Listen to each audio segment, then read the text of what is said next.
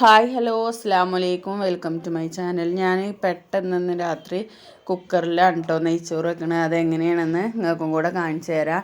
നമ്മൾ ഇത് വെക്കാൻ ഒരു 5 മിനിറ്റ് ടൈം മതി കേട്ടോ.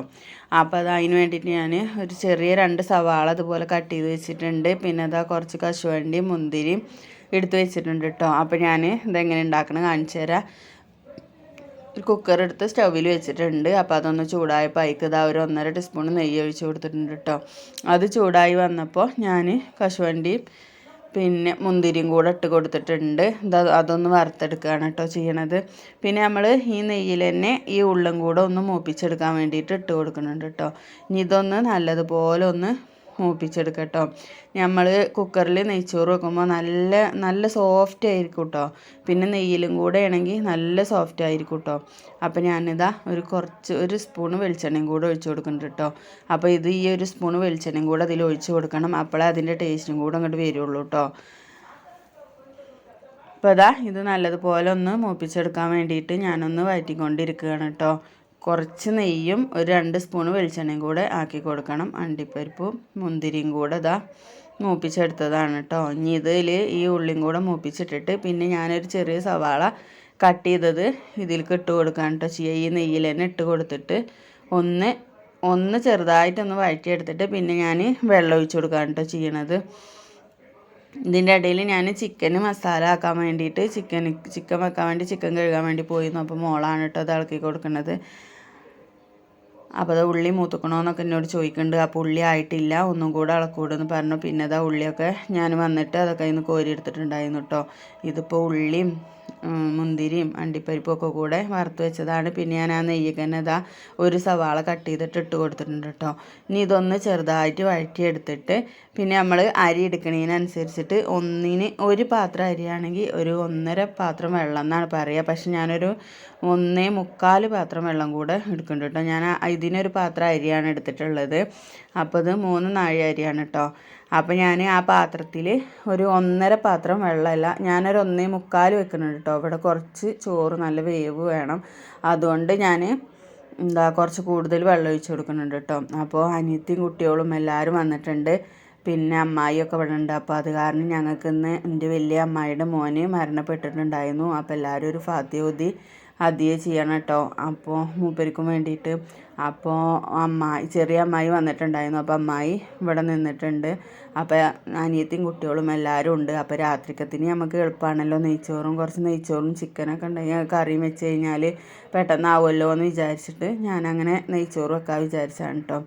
ഇമ്മയും അമ്മായിയൊക്കെ അങ്ങോട്ട് മൗലൂദിന് പോയിക്കാണ്. അപ്പോൾ ഞങ്ങൾ പെട്ടെന്ന് ഇത് റെഡിയാക്കാൻ വിചാരിച്ചിട്ട് ഞങ്ങളെല്ലാവരും കൂടെ ഇത് റെഡിയാക്കാണ് കേട്ടോ. അപ്പോൾ വെള്ളം ഞാൻ ഒഴിച്ച് കൊടുത്തു. പിന്നെ അതിൽ കുറച്ച് ഏലക്കായും കറുവപ്പട്ടയും അതൊക്കെ ഇട്ട് കൊടുത്തിട്ടുണ്ടായിരുന്നു കേട്ടോ തിളച്ച് വന്നപ്പോൾ.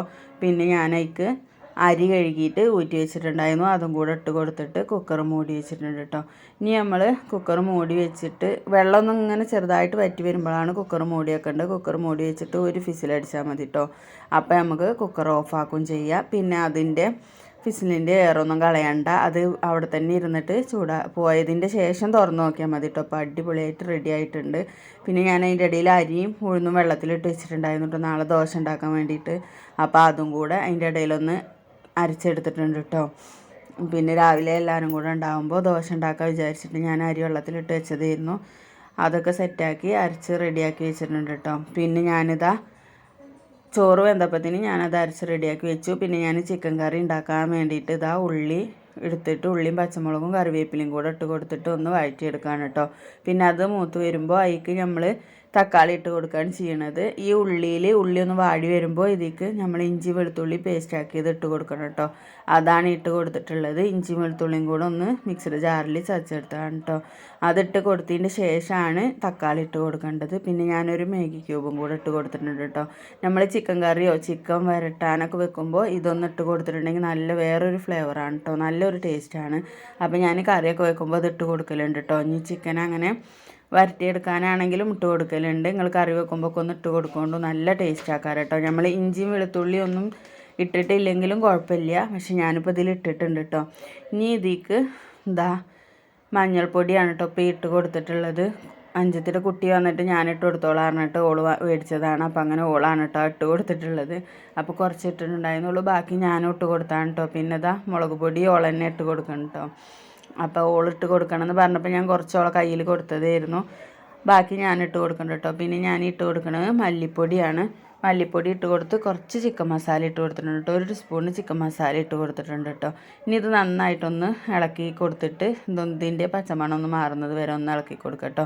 പിന്നെ ഇതിലേക്ക് നമ്മൾ കഴുകി വെച്ചിട്ടുള്ള ചിക്കൻ ഇട്ട് കൊടുക്കുകയാണ് കേട്ടോ ചെയ്യണത്. ചിക്കൻ ഞാൻ പിന്നെ ഓട്ടപാത്രത്തിലൊന്നും കഴുകാൻ വെച്ചിട്ടുണ്ടായിരുന്നില്ല, ഞാൻ നേരെ കഴുകിയിട്ട് ഊറ്റിയെടുത്തതായിരുന്നു കേട്ടോ. ഏതായാലും ഇപ്പോൾ കറി വെക്കല്ലേ വിചാരിച്ചിട്ട്. അപ്പം അങ്ങനെ അതിലേക്ക് ഇട്ട് കൊടുത്തിട്ടുണ്ട്. പിന്നെ ഇനി നമുക്ക് ഇതിലേക്ക് ആവശ്യത്തിന് ഞാൻ കുറച്ച് വെള്ളം, 1 ഗ്ലാസ് വെള്ളമായിട്ട് ഒഴിക്കണുള്ളൂ. കാരണം എന്താ വെച്ചാൽ നമ്മളിത് മൂടി വെച്ചിട്ട് ചെറിയ തീയിൽ വേവിക്കുമ്പോൾ എന്തായാലും അതിൽ വെള്ളം വരും. പിന്നെ ചോറൊക്കെ ആയി കറിയൊക്കെ ആയി. ഇതാ കുട്ടിക്ക് ചോറ് കൊടുക്കുകയാണ് കേട്ടോ. ഓൾക്ക് മാമു വേണമെന്ന് പറഞ്ഞിട്ട് എല്ലാവരും കഴിക്കുന്നതിന് മുന്നേ തന്നെ ഓള് മാമു വേണമെന്ന് പറഞ്ഞിട്ട് അത് കഴിച്ചുകൊണ്ടിരിക്കുകയാണ് കേട്ടോ. അപ്പോൾ വീഡിയോ എത്രയൊക്കെ ഉള്ളൂ. ഇഷ്ടമായ ലൈക്ക് ചെയ്യാനും ഷെയർ ചെയ്യാനും കമൻറ്റ് ചെയ്യാനും സബ്സ്ക്രൈബ് ചെയ്യാനൊന്നും മറക്കരുത് കേട്ടോ. Thank you.